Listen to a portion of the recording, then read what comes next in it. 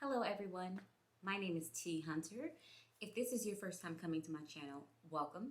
If you are a returning viewer, welcome back and thank you so much for coming back. So today I did not want to take up too much time, so I'm not going to react to every couple on this current season of Married at First Sight. But I did want to share my sentiments on Olajuwon and Katina in particular. Let's get started. And yes, I do have some notes so that I don't get lost. This connection has been concerning to me from the very start. For those who do not watch the show, Married at First Sight is very self-explanatory. As far as the title is concerned, they pick 10 singles and they are matched and they meet and marry at first sight. So the first time that you see your spouse is at the altar, you're marrying them, it's happening.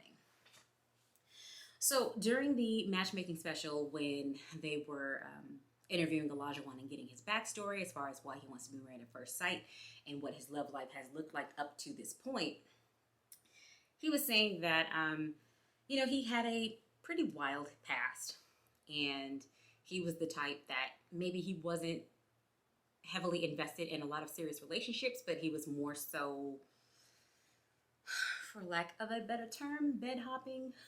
So hot and heavy, very physical, and then they would fizzle out, and then he would pretty much be on to the next one because there was no substance in those relationships to stay for him, or even I would even go so far as to say maybe even the women were thinking, I kind of want more than this. If this relationship is supposed to be serious, it requires more than just physical intimacy.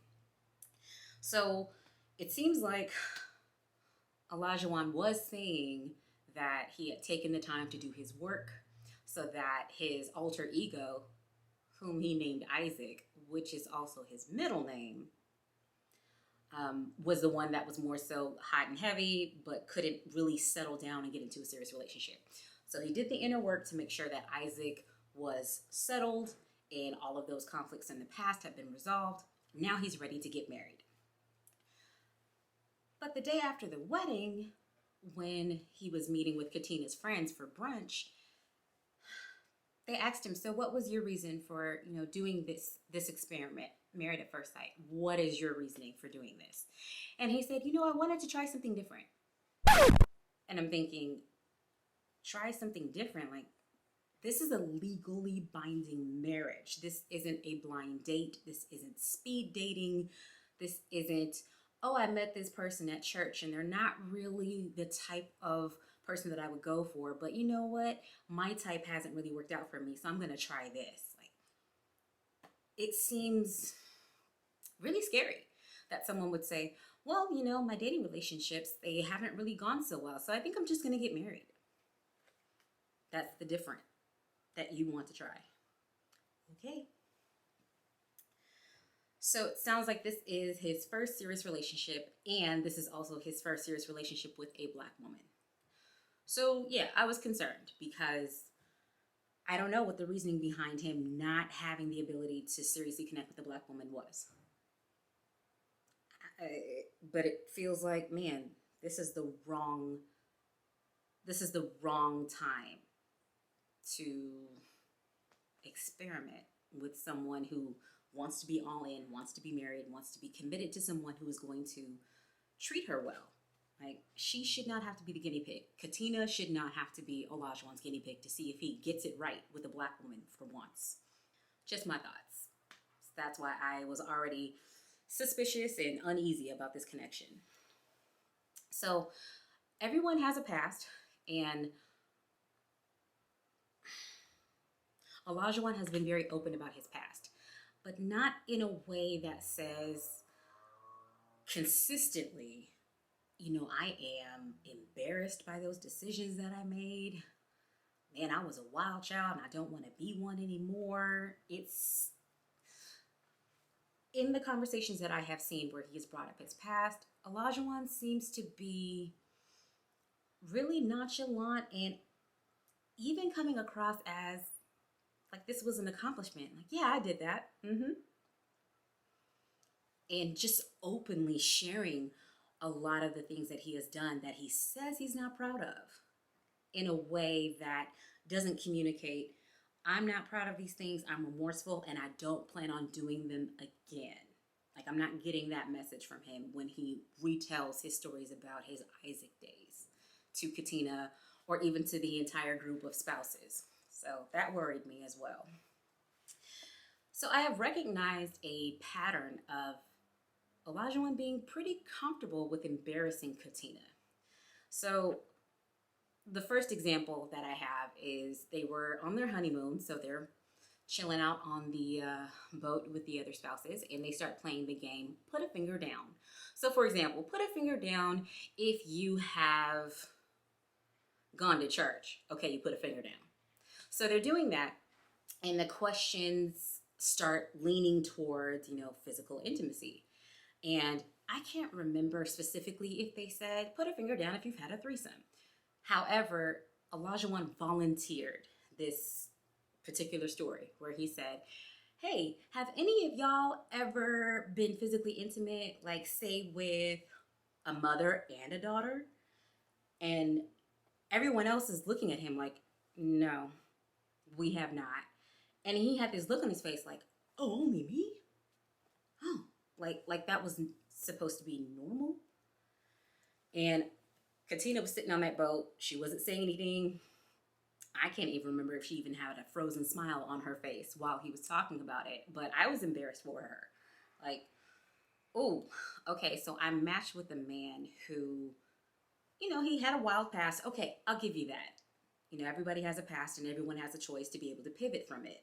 But the way he's talking about it in front of these people that not only he doesn't know, but I don't know that well either. Like, that's embarrassing. Why are we sharing all of these details in mixed company and I'm your wife? Okay, number 2. Olajuwon was harping on cooking and cleaning because he has a wife now. So he expects Katina to cook and to clean.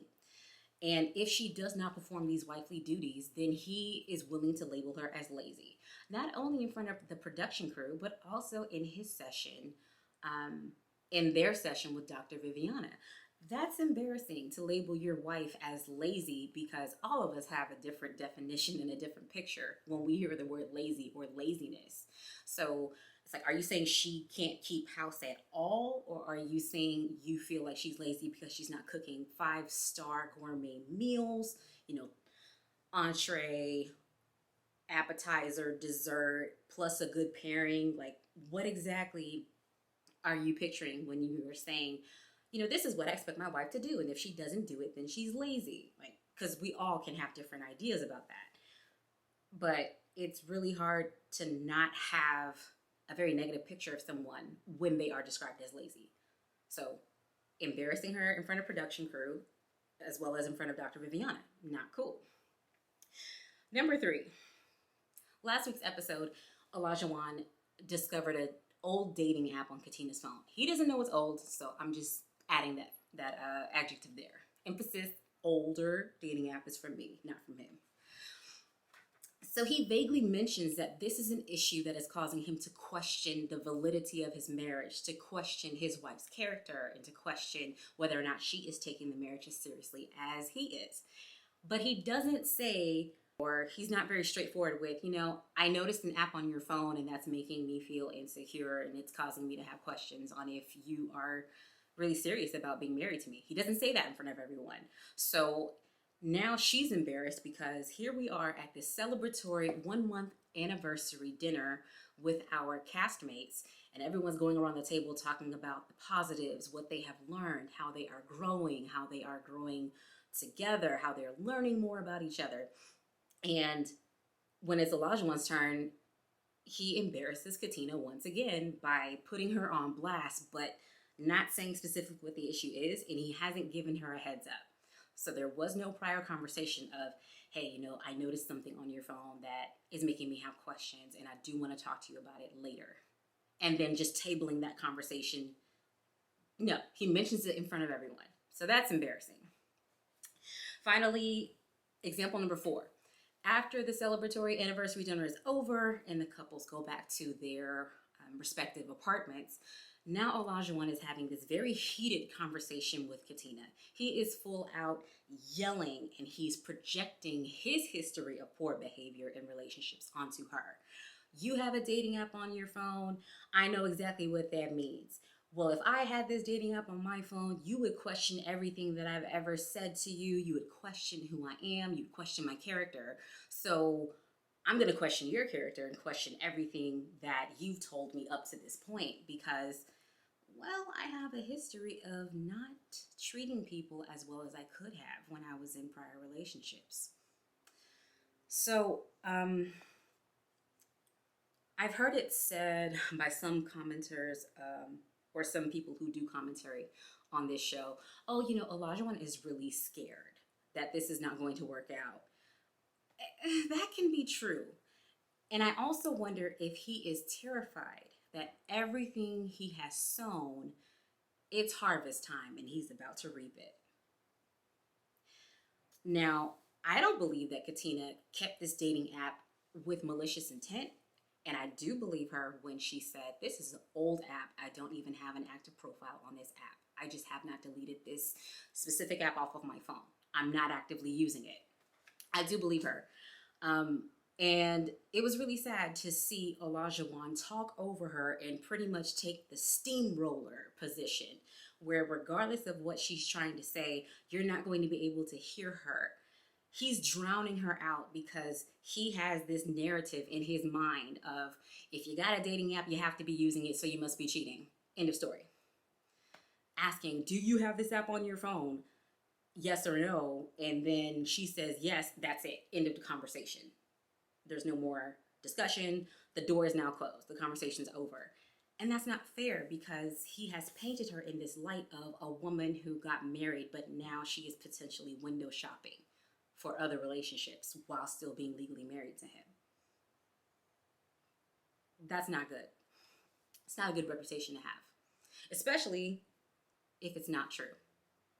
While I do believe that it is reasonable for Olajuwon to have feelings of insecurity and to feel hurt and to even be angry, I don't think it was reasonable how he handled this situation.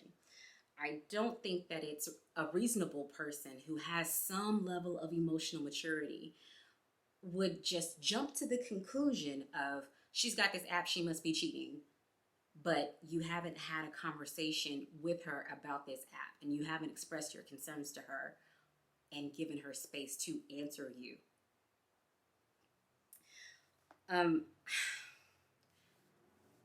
Olajuwon is really starting to scare me in the sense of abuse.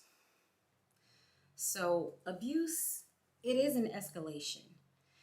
It starts with verbal and emotionally abusive tactics. And then we can see an escalation to physical aggression being involved. So it starts with the name calling, airing out private details in mixed company, uncovering your spouse in a sense. Look, everybody, I'm exposing her. See what she is? She's terrible. Testing her. He's constantly saying, I'm always going to push you, Katina. I'm always going to test you, Katina. And the housewarming incident was a good example of that test, one of those tests, where he doesn't give her full disclosure of his expectations. So she's being tested, but she doesn't know the expectations, so she's always going to fail. So then it looks like, oh, well, you just can't do anything right. You're a terrible wife. Look at all these tests that you failed. And I'm sure Katina's thinking, I didn't even know that those were tests. That's not fair. See this pattern. It feels like Olajuwon is constantly trying to train her to be in a position of uncertainty. Okay, so if I don't cook or clean, are you going to leave me? If I have an old dating app on my phone that I forgot about and I didn't tell you about, now you're upset, are you going to leave me? If I don't open up to you and share areas of vulnerability with you because I've learned to guard myself due to past abusive relationships, are you going to leave me? It's just always this question of, where do we stand? Are we on solid ground or are we in sinking sand? there's never there there hasn't been a day that I have watched Olajuwon and Katina where there wasn't some back and forth, some tension, some testing, some type of training going on where I'm thinking to myself, that's got to be very uncomfortable to be in a position where you're so uncertain of what's going to happen today with your spouse. So I can definitely understand why people, who are commenting on Twitter and social media and their own platforms asking, how was Olajuwon chosen for this show? What presentation did he have in front of the experts, in front of production, in front of whomever that landed him this secure spot of being a husband? And now we are seeing him pretty much destroy his marriage with his bare hands. I don't know. What that must have been one excellent presentation, because what I'm seeing now, yikes. So, as I stated before, in the beginning, Olajuwon had stated that he had never been in a serious relationship with a black woman. And, I have seen, black women on Twitter, black men as well, and even people outside of the black race saying, yeah, it's no wonder you haven't been with a black woman because she wouldn't put up with this. And I'm thinking, true. And because Olajuwon was single before this process, that lets me know that the women of other cultures and racial backgrounds, they were not taking the shenanigans either. Because if he was good all by himself, if his dating tactics truly did work, he would not have needed the assistance of experts to match him with a wife. So what he was doing in the past wasn't working. And now he's bringing the past into this relationship. And I think it's because he has this image in his mind of what his relationship with his wife should look like. And that's fine, but as you grow, you realize sometimes your expectations, even though they're great, they're not realistic. You are married to a person, not a robot. You are married to another person who has free will.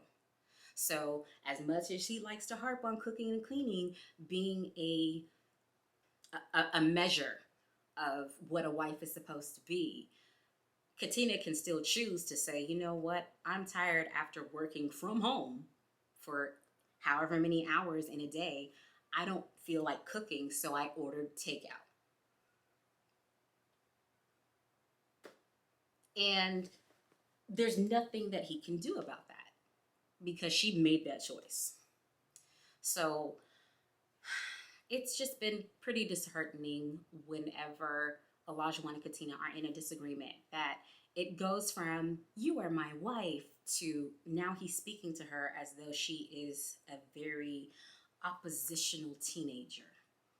It goes from husband and wife, we're in this together, to it feels like a father trying to train his daughter so that she can be ready for the real world when she leaves his house. And I don't like it.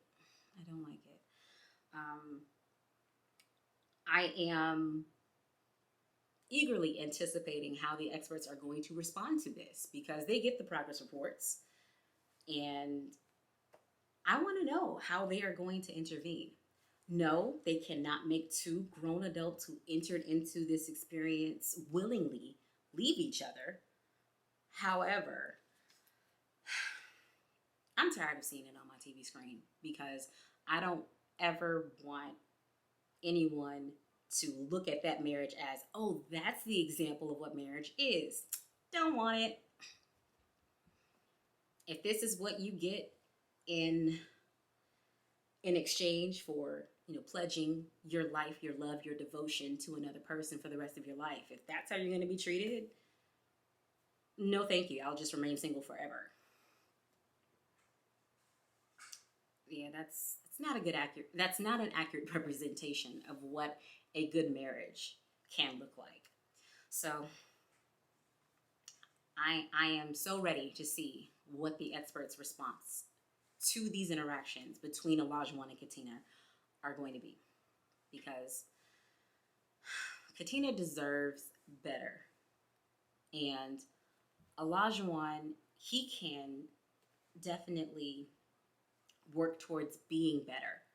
Not just, I take accountability for what I said and what I did and how that made you feel, but taking it a step further. What are you going to do differently the next time that we are not seeing eye to eye? So I guess we will see what's going to happen in the weeks to come. If you have enjoyed this video, please feel free to give it a like, subscribe to my channel for more content, and hit that notification bell so you never miss a future post. Thank you so much for watching, and I will see you in the next one. Bye, guys.